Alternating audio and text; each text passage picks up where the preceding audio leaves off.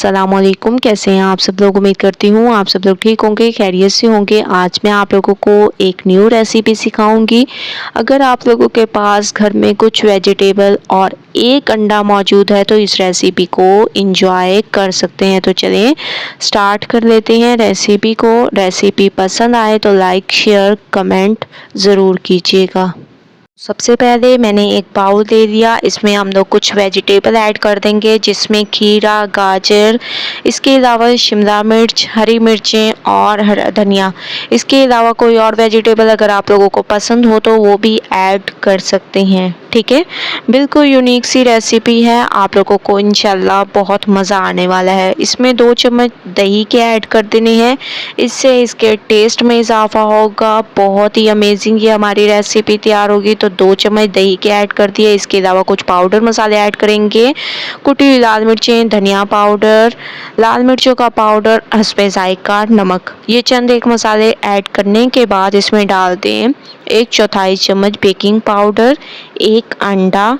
पहले आप लोगों ने इन तमाम चीज़ों को मिक्स करना है। ठीक है, अंडे को तमाम वेजिटेबल में कोट कर लें, उसके बाद करेंगे नेक्स्ट स्टेप। तो मैं अच्छे तरीके से इसको मिक्स कर रही हूँ, मिक्सिंग ज़बरदस्त किया करें, मैं हमेशा से आप लोगों को कहती हूँ। अब हम इसमें डाल देंगे 1 कप मैदा। ठीक है, 1 कप मैंने इसमें मैदा डाल दिया। सबसे पहले इसको मिक्स कर देंगे, उसके बाद थोड़ा थोड़ा पानी डालते जाएंगे और बैटर साथ तैयार कर लेंगे। ठीक है, थोड़ा थोड़ा आप लोगों ने पानी डालते जाना है और एक तरह से पतला सा बैटर तैयार करना है। गाढ़ा बैटर आप लोगों ने बिल्कुल तैयार नहीं करना। सबसे पहले मिक्सिंग पर ध्यान दिया करें। ये देखिए मैंने अभी इतना गाढ़ा बनाया है, लेकिन इसमें अब मज़ीद पानी ऐड करेंगे ताकि एक हमारा पतला सा बैटर तैयार हो जाए। ठीक है, तो आप लोग देख रहे होंगे अब मैं थोड़ा सा मज़ीद इसमें पानी ऐड करूँगी और इसको मिक्स करेंगे।